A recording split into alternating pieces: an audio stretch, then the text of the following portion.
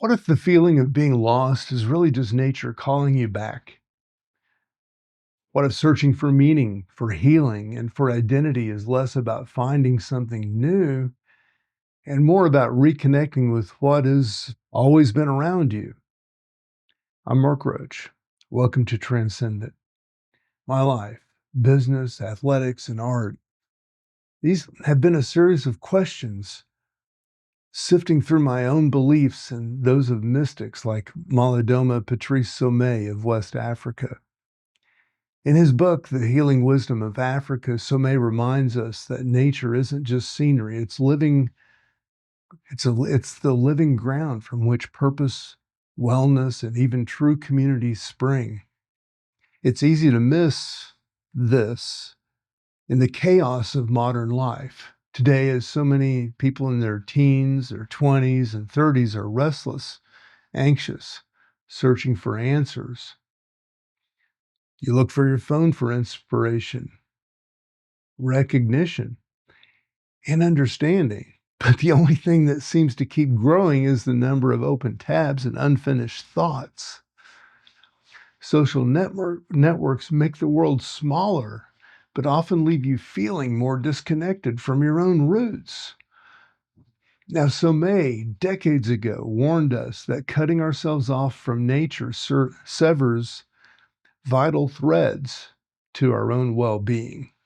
In African traditions, nature sets the rules and offers the medicine.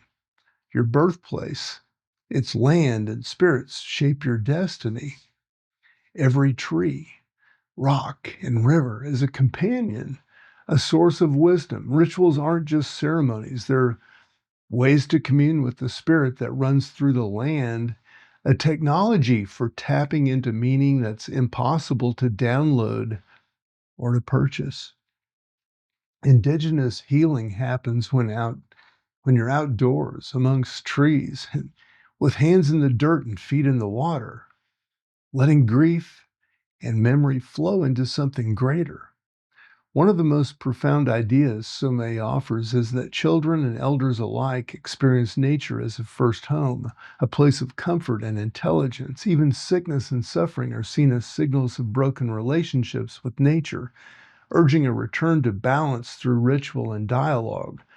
What would happen in our next moment of crisis was met, not with another self-help app, but with time being spent at the water's edge, going inside, beneath the canopy of leaves, letting nature witness our struggles.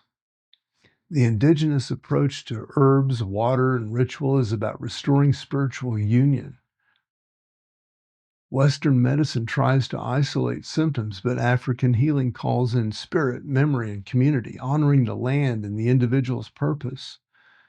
Sometimes healing means gathering plant or earth from your birthplace, even if it's thousands of miles away, because your roots matter. There's practical wisdom in the way indigenous cultures handle mental health, too. Instead of treating visionary experiences or breakdowns as pathology, they might see them as gifts, calls to reconnect with spirit and land. When groups gather for rituals in caves or rivers, they invite healing, not just in their bodies, but for their sense of being seen and valued. So May doesn't shy away from hard truths. He contrasts the humility and restraint indigenous cultures show to nature with the West impulse to dominate and consume. He asks us to reconsider the cost of comfort and the progress if it comes at nature's expense. True home, he says, doesn't mean a bigger house, but the feeling of belonging wherever you are, grounded in your relationship with the living world. Rituals return us to home. Rituals return us home to nature, to a sense of place and meaning that can't be built with concrete. So if you're feeling burned out, cut off, or alienated, the wisdom of this book suggests a radical shift. a pause to reconnect and let nature teach you. Healing is not abstract, it's carried in the wind, the earth, and the water. Let your rituals be simple: a walk in the woods, silent reflection in a stream. The answers might not come instantly, but presence does more than analysis ever could. So, May's message for modern culture: you can't heal in isolation, can't restore clarity circling the same digital echo chambers. Slow down, invite purpose back by watching for the subtle signs.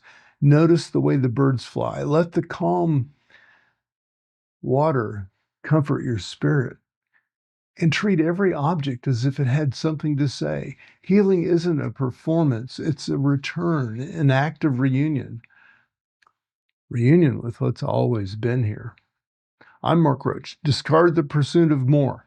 Reclaim the power of origin, the place of subtle connection. True clarity will never be found in noise. Let the wisdom of your nature, once lost, become your guide again. Allow yourself responsibility for your dreams and your demands.